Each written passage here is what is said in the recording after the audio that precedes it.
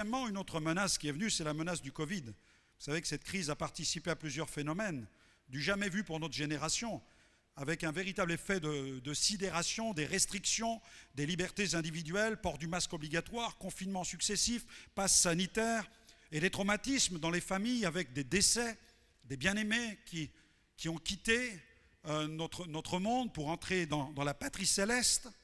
Et puis la peur constante d'attraper le Covid chez les personnes immunodéprimées, c'est aussi une réalité qui nourrit l'angoisse.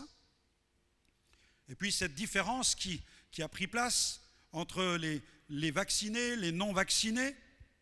Là aussi, notre Église a travaillé pour la paix. Nous avons travaillé pour la paix, pour que chacun puisse respecter l'autre. Et nous bénissons le Seigneur de ce que dans les églises, chacun ait pu entrer sans avoir besoin de présenter un passe vaccinal. On bénit Dieu pour cette liberté qui a été préservée. C'est pourquoi je vous invite aussi à prier pour notre gouvernement, afin que nous puissions toujours vivre librement notre foi. Et puis nous avons en troisième menace aujourd'hui des visions qui se télescopent, avec des régimes à la tête desquels il y a des hommes forts. On parle de régimes autocratiques, dictatoriaux, et puis d'autres régimes basés sur les droits de l'homme, l'humanisme, la recherche du bon compromis, parfois même un certain angélisme.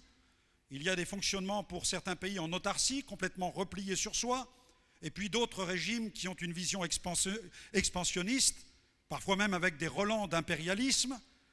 Certaines sociétés fondées sur la liberté d'expression, avec les réseaux sociaux, mais d'autres sociétés où Internet est bridé, parfois même interdit, des dirigeants nationalistes face à des dirigeants humanistes. D'un côté le dialogue, la diplomatie, de l'autre la domination, la menace. D'un côté l'angélisme aveugle et de l'autre une violence aveugle. C'est aussi ce mouvement, cette atmosphère contribue à nourrir le climat d'angoisse.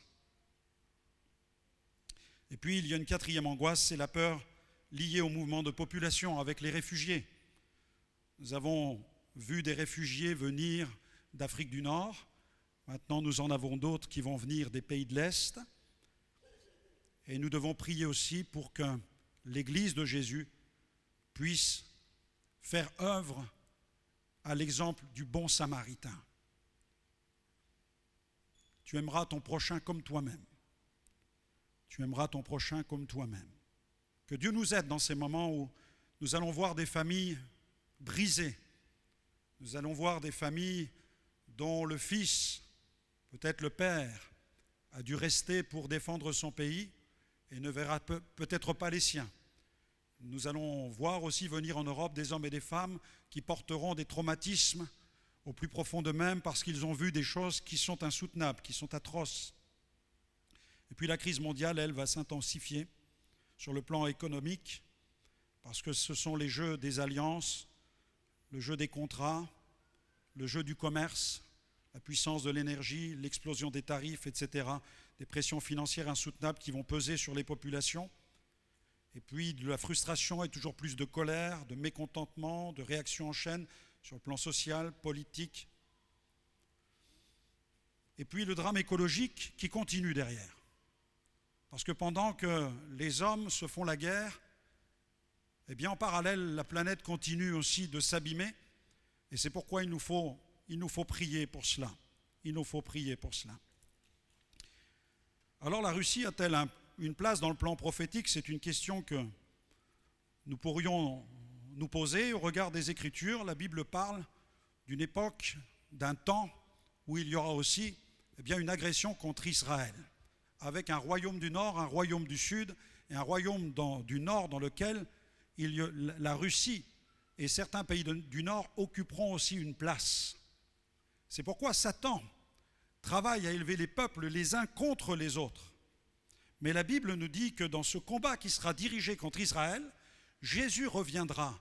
Parce que dans cette crise, dans cet assaut final, qui sera d'une atrocité, d'une obscurité totale, la lumière va venir par Jésus, qui va venir délivrer une population qui va être gagnée par un esprit de repentance, qui va s'humilier devant Dieu. Jésus viendra pour délivrer ce peuple. La Bible dit qu'il y aura alors le jugement des nations.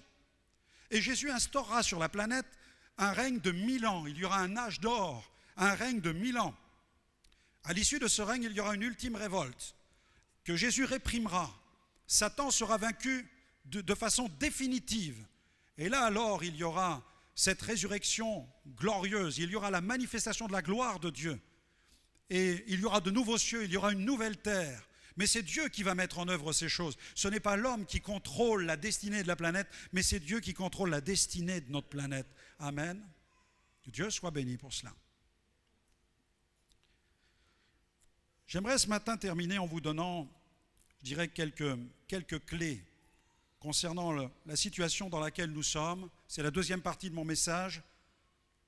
Pour ne pas nous laisser entraîner dans la confusion, nous devons bien garder à l'esprit plusieurs points. Premièrement, frères et sœurs, je vous invite à déclarer dans l'intercession, dans la prière, la souveraineté de Dieu. Ok ? Vous avez un passage dans le psaume 133, versets 9 à 11. Déclarez la souveraineté de Dieu. Ne paniquez pas devant tout ce qui pourrait arriver, mais soyez toujours un enfant de Dieu, capable de déclarer la souveraineté de Dieu. Psaume 133, versets 9 à 11, car Dieu dit et la chose arrive. Il ordonne et elle existe. L'Éternel renverse les desseins de qui ? Des nations. L'Éternel renverse les desseins des nations. Il anéantit les projets des peuples. Le pouvoir de l'ennemi, j'aimerais vous le dire, le pouvoir de l'ennemi, quand je parle de l'ennemi, je ne parle pas des Russes. Les Russes ne sont pas nos ennemis, nous aimons les Russes. Nous aimons les Ukrainiens. Non, notre ennemi, il est invisible. Et il agite, il excite. Il peut exciter des dirigeants. Dans l'histoire de notre pays, il y a eu aussi des dirigeants qui ont été excités par l'ennemi. Vous savez que la France n'est pas toute blanche dans son histoire. Mais il y a des puissances dans l'invisible. C'est pourquoi la Bible dit prier pour les autorités. Et là, la Bible dit que Dieu est capable d'anéantir les projets des peuples. Il peut anéantir le projet d'un peuple, le dessein d'une nation. Dieu est capable. Parce que l'ennemi ne peut agir que dans des limites qui sont fixées par Dieu. Amen. Satan n'a pas tout pouvoir. La Bible dit que c'est Jésus qui a tout pouvoir dans le ciel. Et où ? Et où ? Sur la terre. Amen. Il a tout pouvoir dans le ciel et sur la terre. Et les desseins de l'Éternel subsistent à toujours. Son plan va s'accomplir. Les projets de son cœur de génération en génération. Ce qui veut dire que Dieu va accomplir son projet dans notre génération. Amen. Deuxième point, toujours dans cet alignement prophétique. Deuxième partie du message. Nous devons nous aligner sur la prophétie biblique. Alignons-nous. Alignons notre cœur sur le cœur de Dieu. Donc, j'ai dit, premièrement, déclarer la souveraineté de Dieu face aux événements actuels. Deuxièmement, prenons conscience de notre identité et autorité. Prenons conscience de notre mandat. À un moment, Jésus va parler de discipline dans l'Église et il va dire une phrase étonnante. Il va dire, dans Matthieu 18, 17, 19, il va donner une parole qui nous parle de cette autorité. Il dit, je vous le dis encore, si 2 d'entre vous s'accordent sur la terre pour demander quelque chose, elle leur sera donnée par mon Père qui est dans les cieux. Là c'est un passage qu'il faut souligner. Parce que Dieu est en train de nous dire qu'il n'y a pas de fatalité et que nous pouvons avoir une influence sur le cours des événements. Troisième point, menons la bataille spirituelle. Troisième conseil, menons la bataille qui est spirituelle. Je vous ai lu tout à l'heure ce passage d'Ésaïe 24, versets 19 à 21. En ce temps-là, l'Éternel châtiera dans le ciel l'armée d'en haut et sur la terre les rois de la terre. En ce temps-là, Dieu va le faire sur la terre et en haut. Donc il y a aussi une sphère. Il y a le prince de la puissance de l'air, il y a une activité dans l'invisible, et il y a un moment où Dieu dit stop maintenant, où Dieu entre dans la bataille. Et il le fait avec le concours de l'Église, de son peuple. Nous avons dans l'histoire biblique des scènes d'ailleurs où Dieu entre dans la bataille. Vous connaissez l'histoire de la bataille d'Israël contre Amalek ? Quand Moïse, Aaron et Hur sont sur la montagne et qu'ils lèvent les bras ensemble, Amalek est vaincu. À chaque fois qu'il baisse les bras, c'est Amalek qui reprend le pouvoir. Vous savez, si l'Église ne combat pas, elle va subir l'assaut. Les églises qui ne combattront pas vivront le blast. Et il y aura un blast sur le plan spirituel. Mais les églises qui tiennent le combat et qui se tiennent dans l'intercession, elles vont traverser les tempêtes. C'est important. Là, l'histoire d'Amalek nous le montre. Les armées angéliques sont opérationnelles. Il y a des puissances actives dans l'invisible. Il n'y a pas que les démons. Non, il y a aussi les anges. Vous connaissez la scène avec Élisée lorsque l'armée syrienne vient pour l'encercler, pour faire la guerre, et que le serviteur est en train de trembler dans ses chaussures, il va lui demander, il va prier pour que ses yeux s'ouvrent, et tout à coup il va voir sur la montagne les armées angéliques, toutes ces armées d'anges qui ont pris position, et elles ont une influence sur le combat contre les Syriens. Souvenez-vous d'un autre, dans cette scène vous pourrez la retrouver dans 2 Rois, chapitre 6, versets 17 à 18. Notez ces passages, Exode 17, versets 8 à 13, la guerre contre Amalek. Notez cette autre bataille, 2 Rois 6, versets 17 à 18. Et puis il y a une autre scène dans le livre de Josué, chapitre 5, avec la bataille de Jéricho, comme Josué 5, versets 13 à 15. Comme Josué était près de Jéricho, il leva les yeux et regarda. Voici un homme se tenait debout devant lui, son épée nue dans la main. Il alla vers lui et lui dit, « Es-tu des nôtres ou de nos ennemis ?» Il répondit, « Non, mais je suis le chef de l'armée de l'Éternel. » Amen.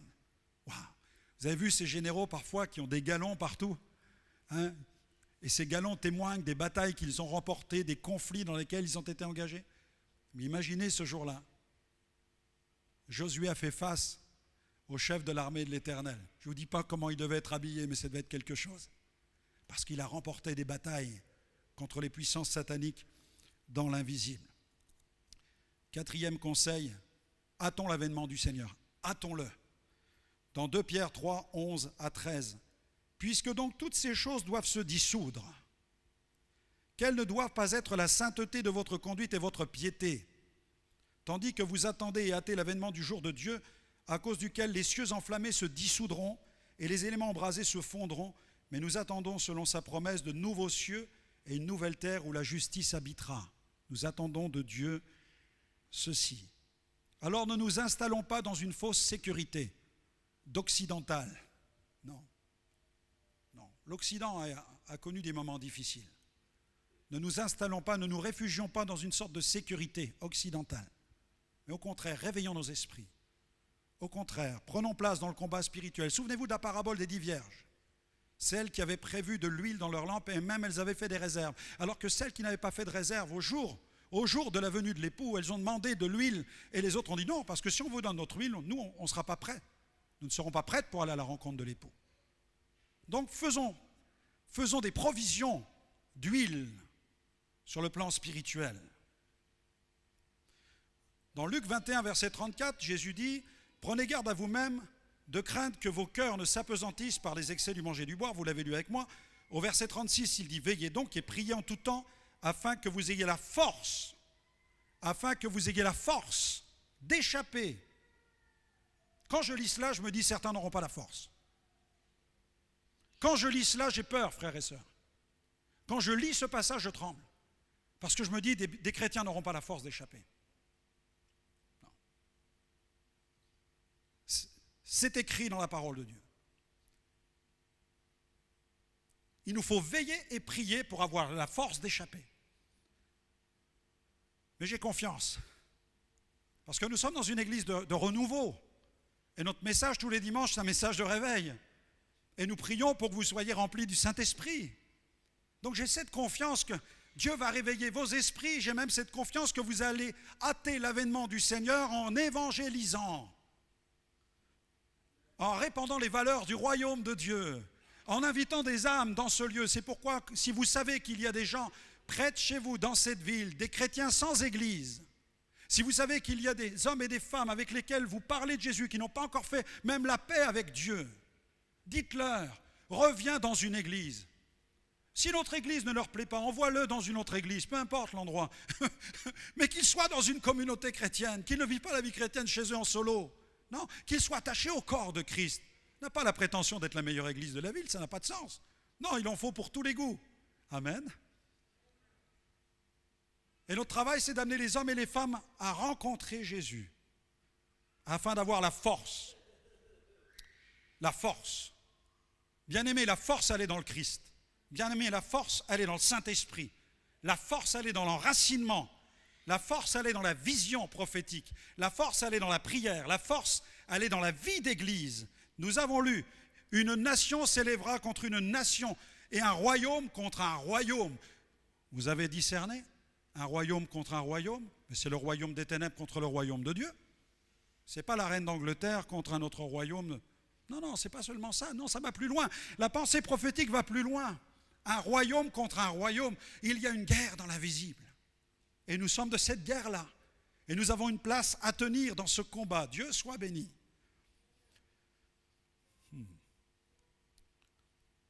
Point suivant, prions stratégiquement. Prions stratégiquement. Prions pour ceux qui nous gouvernent. Vous connaissez ce passage d'un Timothée 2, verset 1-3. Je ne vais pas le relire. Je l'ai mentionné tout à l'heure. Notez le verset. Prions pour ceux qui nous gouvernent. Que Dieu les aide. Ne passons pas notre temps à dénigrer notre président. Ne passons pas notre temps à cela. Ne passons pas notre temps à dénigrer les autorités de notre pays. La Bible ne dit pas « vous allez passer votre temps à dénigrer vos... » Non, elle dit « priez pour les autorités ». Que Dieu donne des hommes et des femmes de bonne volonté dans notre pays parce que les élections approchent. Prions que le Saint-Esprit ait une influence sur l'esprit de celui qui dirige afin qu'il prenne les bonnes décisions. Prions pour ceux qui nous gouvernent. Montrons une culture différente de celle de ceux qui passent leur temps à dénigrer tout ce qui est fait ici et là dans notre pays. Bénissons le maire de notre ville, le maire de cette métropole. Amen. J'espère qu'il y en a qui veulent le bénir ici. Amen. Priez pour lui. Amen. Seigneur, étends tes mains sur lui. Prions pour ceux qui nous gouvernent. Prions pour les décisions qu'ils prennent. Prions aussi en ce moment pour les victimes de la guerre. On en a parlé déjà tout à l'heure. Prions pour les conséquences de cette guerre qui va produire, qui aura une onde de choc avec une crise de l'énergie, un taux d'inflation, peut-être un krach boursier, la rupture d'échanges commerciaux, des chaînes de distribution, mais aussi l'émergence de nouvelles alliances stratégiques. Il faut prier pour cela. Parce que d'autres peuples d'autres réseaux vont se construire, d'autres réseaux nationaux vont se construire. Prions. Point suivant, accueillons les réfugiés de guerre. On parlait cette semaine, une déclaration de l'AFP, le 1er mars parlait de 660 000 réfugiés en 6 jours. C'était un chiffre officiel, une croissance, on annonce une croissance exponentielle. Mais la culture du royaume, c'est quoi? Dans Matthieu 25, 35, note ce verset et laisse-le travailler ton cœur. Car j'ai eu faim, vous m'avez donné à manger. J'ai eu soif et vous m'avez donné à boire. J'étais étranger, vous m'avez recueilli. Et je bénis Dieu que dès que nous avons envoyé ce mail pour soutenir les victimes de la guerre, j'ai reçu des coups de fil, on a déjà reçu des colis entiers de nourriture. Et samedi 12, il y aura un véhicule qui va partir pour la Pologne, déjà qui va témoigner de l'amour du Seigneur. Et ensuite, nous allons adapter notre façon d'aider, certainement pour acheter dans le pays la nourriture, pour que ce soit encore plus profitable pour ceux qui ont des besoins dans ces nations-là. Si vous voulez bénéficier des ressources spirituelles de notre ministère, n'hésitez pas à visiter notre site web www.gospelvision-international.com. Nos émissions, l'Institut de formation et le Gospel Vision Center contribuent à la diffusion de l'Évangile et ont été réalisées grâce aux partenaires de notre ministère. Vous pouvez les rejoindre et soutenir notre mission en devenant changeur de destinée. Rendez-vous sur notre site onglet Dons. Point suivant, déclarons le réveil sur l'Europe. Amen. Les crises ont souvent été dans l'histoire de l'Église un booster de réveil spirituel. Après la chute du mur de Berlin dans les années 90, il y a eu un réveil dans les pays de l'Est.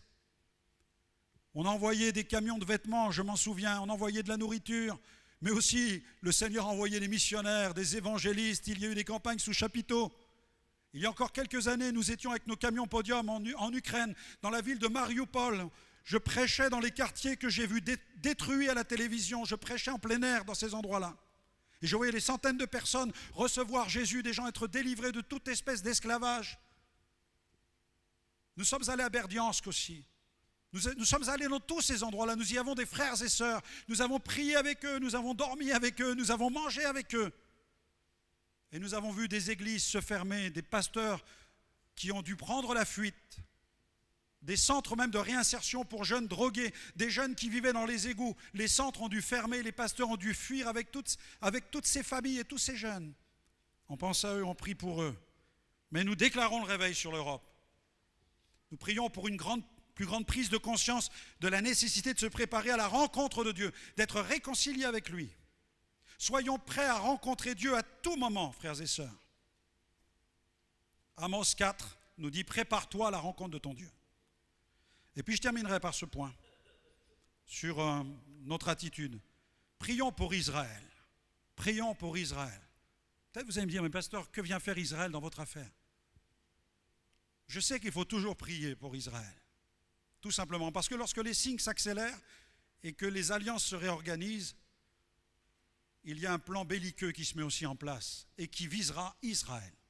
Je n'ai pas le temps de m'étendre ici sur tout cela. Nous pourrions le faire, mais ça nous prendrait du temps pour explorer tout cela dans les Écritures. Prions pour Israël. Ne faisons pas l'erreur de penser que cette guerre en Europe est devenue centrale, mais je remarque qu'elle passe un peu sous silence ce qui se passe en Israël. Parce qu'Israël occupe une place prépondérante sur l'échiquier international et va l'occuper jusqu'à la fin en fait. Parce que dans le périscope prophétique, l'activité spirituelle en Ukraine va avoir un impact en Israël. Tout simplement parce que dans le cadre de l'Exode, des Ukrainiens d'origine juive vont chercher à rentrer dans leur pays. Et parmi eux, bien aimés, il y a des évangéliques qui vont rentrer et qui vont pas seulement emporter leur sac avec leurs faibles effets à l'intérieur, mais qui vont retourner en Israël avec leur foi en Jésus. Alléluia. Et ils vont pouvoir de cette manière préparer le peuple hébreu au réveil ultime, celui du peuple d'Israël. Avez-vous noté d'ailleurs que Volodymyr Zelensky est juif et celui qui veut le détruire est russe et que dans le plan prophétique, il y a cet ours qui symbolise aussi le pouvoir de la Russie, puisque l'ours c'est le symbole de la Russie, qui symbolise aussi cette attaque ultime contre le peuple d'Israël. Et en regardant ce qui se passe actuellement en Europe centrale, j'ai le sentiment d'assister à une répétition. La répétition d'une forme d'ultime assaut. Puisqu'il y a maintenant sur la planète, avec cette guerre, la peur d'une troisième guerre mondiale. Et tout le monde sait que cette troisième guerre mondiale serait la dernière. Avec les armes que les puissances nucléaires possèdent, il y aurait une destruction totale. Nous lisons aussi dans la parole de Dieu, dans les prophéties, que quand l'ours se réveille, il va dévorer toute chair. Il va dévorer toute chair. Ce président ukrainien est d'origine juive et la milice composée de combattants tchétchènes au relent islamiste a reçu un mandat pour le tuer. Donc là, nous avons comme une répétition de la volonté de puissance qui vont s'acharner un jour contre le peuple d'Israël. L'ami d'Israël, dans l'histoire, nous savons quel est cet ami, semble lui tourner le dos et au lieu de prendre place actuellement en Ukraine pour défendre le peuple ukrainien, a déclaré qu'il ne prendrait pas position dans le pays, ouvrant ainsi la porte à l'ours. Ce qui se passera aussi le jour de l'ultime assaut, où cette nation qui supportait Israël se retirera, et même les amis fidèles d'Israël se retireront, et l'Antichrist pourra attaquer. Nous sommes comme dans une répétition de cet ultime événement, sachant que nous assistons aussi à un rapprochement sino-russe de la Chine avec la Russie. Là aussi, le royaume du Nord est en train de se constituer. Et vous avez aussi un point important, c'est au cœur du pays, de l'Ukraine, il y a la centrale de Tchernobyl. Tchernobylis en russe veut dire absinthe. Et dans les Écritures, nous avons ce passage où il est dit que le tiers des eaux fut changé en absinthe et beaucoup d'hommes moururent par les eaux parce qu'elles étaient devenues amères. Et on se souvient que c'est en Ukraine. Moi j'étais à l'armée quand la centrale de Tchernobyl a connu cet accident. Nous étions dans les FFA en Allemagne.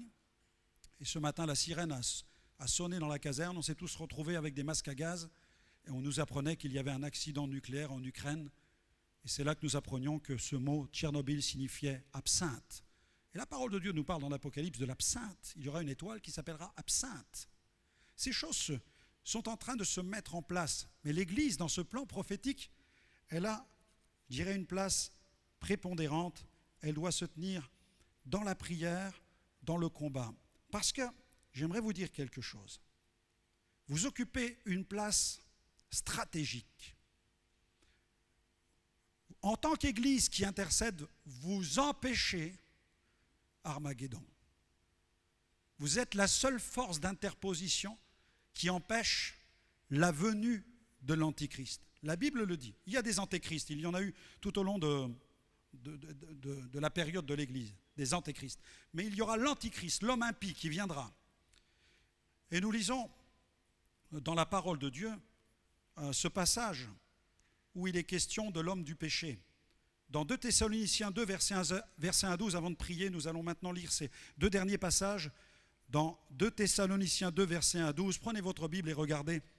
Pour ce qui concerne l'avènement de notre Seigneur Jésus, son retour, et notre réunion avec lui, l'enlèvement, nous vous prions, frères, de ne pas vous laisser facilement ébranler dans votre bon sens et de ne pas vous laisser troubler, soit par quelque inspiration, soit par quelques paroles ou par quelques lettres qu'on dirait venir de nous, comme si le jour du Seigneur était déjà là. Non.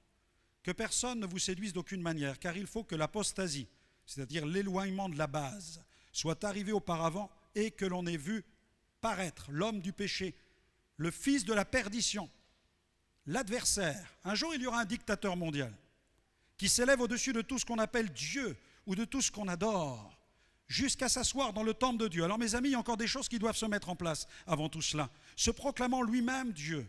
Ne vous souvenez-vous pas que je vous disais ces choses lorsque j'étais encore chez vous, parce que Paul prêchait sur les temps de la fin. Et maintenant, vous savez ce qui le retient. Vous savez ce qui le retient, afin qu'il ne paraisse qu'en son temps. Car le mystère de l'iniquité agit déjà. Il faut seulement que celui qui le retient encore ait disparu. Et alors paraîtra l'impie que le Seigneur Jésus détruira par le souffle de sa bouche et qu'il anéantira par l'éclat de son avènement. L'apparition de cet impie se fera par la puissance de Satan avec toutes sortes de miracles, de signes et de prodiges mensongers, avec toutes les séductions de l'iniquité pour ceux qui périssent parce qu'ils n'ont pas reçu l'amour de la vérité pour être sauvés. Aussi Dieu leur envoie-t-il une puissance d'égarement pour qu'ils croient au mensonge, afin que tous ceux qui n'ont pas cru à la vérité mais qui ont pris plaisir à l'injustice soient condamnés. 1 Thessaloniciens, cette fois-ci chapitre 4, donc dans la première maintenant, 1 Thessaloniciens 4, versets 16 à 17. Car le Seigneur, lui-même, un signal donné à la voix d'un archange, au son de la trompette de Dieu, descendra du ciel, et les morts en Christ ressusciteront premièrement. Ensuite, nous les vivants qui serons restés, nous serons tous ensemble enlevés avec eux sur des nuées à la rencontre du Seigneur dans les airs, et ainsi nous serons toujours avec le Seigneur. Consolez-vous par ces quelques paroles. Amen. Ce qui le retient doit disparaître. Mais qu'est-ce qui retient l'entrée de l'Antichrist ? Certains ont dit c'est le Saint-Esprit et le Saint-Esprit va partir. Si le Saint-Esprit s'en va, il n'y aura plus jamais de repentance sur la planète. Mais c'est l'Église qui va partir à la rencontre du Seigneur. Et l'ennemi va entrer en scène. Jésus revient bientôt, il va enlever son Église. Et sur la terre, il y aura un terrible chaos. C'est ce que la parole de Dieu annonce. Mais ce chaos ne sera pas la fin parce que Jésus va revenir. Jésus va revenir parce qu'il est le prince de la paix. Et c'est lui qui va apporter la paix aussi sur la terre. C'est lui qui va apporter la paix auprès de tous les gouverneurs de ce temps qui viendront vers lui pour reconnaître sa pleine autorité. Amen.